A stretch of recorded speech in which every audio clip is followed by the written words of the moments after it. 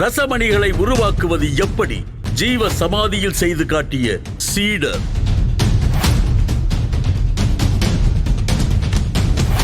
ஒரு காட்டுப்பகுதியில் நடக்கும் ஆச்சரிய நிகழ்வுகள். மர்மம்.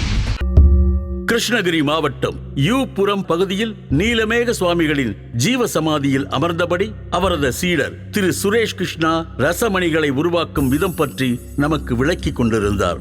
ஜெய் நீரில் பாதரசத்தை வைத்து அரைத்து பிறகு ரசமணி உருவாகும் என்று கூறியவர் அடுத்த கட்டமாக கடுகு ஊமைத்தன் காய்க்குள் வைத்து மண் சீல் செய்து நெருப்பில் புடம் போட வேண்டும் என்று கூறுகிறார். அதன் பிறகுதான் முழுமையான ரசமணி உருவாகுவதை காட்டுகிறார். 32 மூலிகை சாறு எடுத்து ரசமணிக்கு சாரணை தரப்போகின்றோம். 32யோடு சோற்றுக்கற்றாழை, பனித்தாங்கி, சிவனாறு வேம்பு, வட்ட கிளிகிழிப்பை, தொழுங்கண்ணி, தழுதாழை, பனித்தாங்கி, தொட்டால் சுருங்கி, வெண்துத்தி, இந்த மூலிகையெல்லாம் அரைத்து சாறெடுத்து மூலிகை ரசமணிக்கு சாரணை ஏற்றப் போகின்றோம்.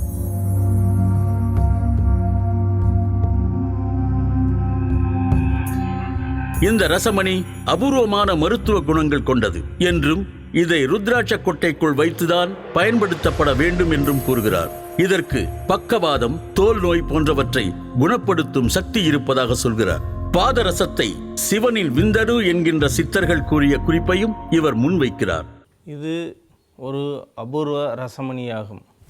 இந்த ரசமணி நாம் மூலிகை சாற்றில் சாரணை கொடுத்தால் ரசம் பிரியாமல் கட்டி நிற்கும்.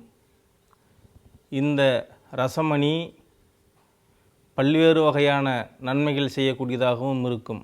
இந்த ரசமணியினுடைய தன்மை என்னவென்றால், ரசமும் மூலிகையும் கலந்து வேறொரு உலோகமாக இந்த பாதரசமணி மாறிவிடும். இந்த ரசமணியை நாம் பல்வேறு வகைகளில் அணியலாம். இந்த ரசமணி பாதரசத்தை குடிக்கும், பாலை குடிக்கும், தேனை குடிக்கும். பாலில் போட்டு மணியை 1 மணி நேரம் ஊற வைத்து அருந்தினால் பல்வேறு நோய்கள் குணமாகும். ரசமணி ஈசன் விந்து என்று முனிவர்களாலும் சித்தர்கள் பெருமக்களாலும் சொல்லப்பட்டிருக்கிறது. அரிய சோதத்தை எவ்வகையிலாலும் இறுக்கி கட்டியவன் தேவனடா என்று பல்வேறு வேத நூல்கள் புகழ்கின்றது. இந்த அரிய ரசமணியை உத்ராட்சை கொட்டையின் உள்ளே வைத்து போடுவது மிக மிக சிறப்பாகும். ஏனென்றால் மணி நேரடியாக உடம்பில் படாமல் உத்ராட்சியின் உள்ளே வைத்து கயிறு போட்டு கட்டிக்கொள்ள அவர்களுக்கு பல்வேறு நன்மை பயக்கும். குழந்தை இல்லாத தம்பதியினர் அணிந்தால் குழந்தை பேறு உண்டாகும். இந்த மணி பக்கவாதம், பெராலிஸ், காமாலை, நீரிழிவு போன்ற கொடிய ரோகங்களை இந்த ரசமணி போக்குகின்றது.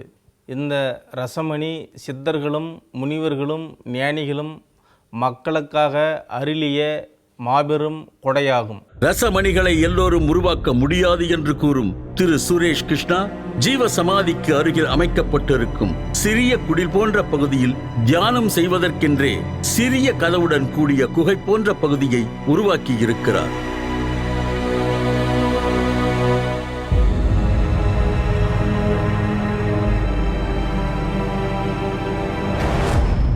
ரசமணி பற்றி வேறு ஒரு தகவலும் கிடைக்கிறது.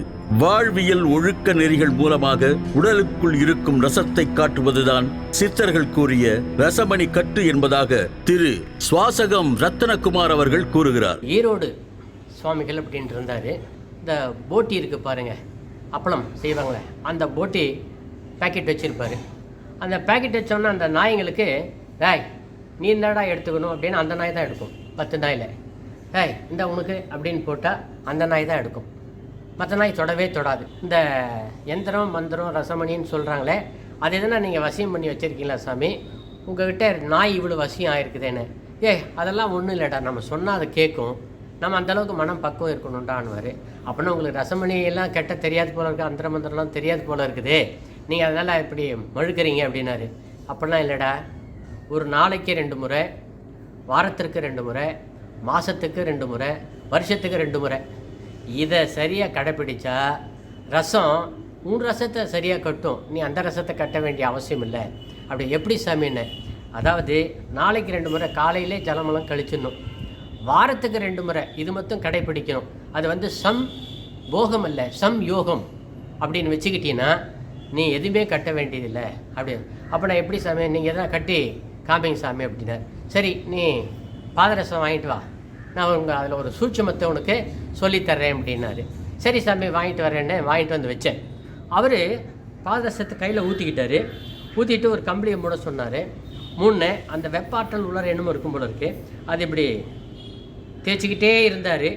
தேய்ச்சிக்கிட்டே இருந்து அப்புறமா கம்பளி எடுறான்னாரு. எடுத்த உடனே சந்தனம் மாதிரி கட்டி மாதிரி கரைச்சி காமிச்சிட்டேன். அப்படின்னா ஏதோ அதில் ஒரு சூட்சமம் எப்படி இருக்குன்னா அந்த டெம்பரேச்சர் ஏதோ வேலை செய்யுது அப்படிங்கிறது.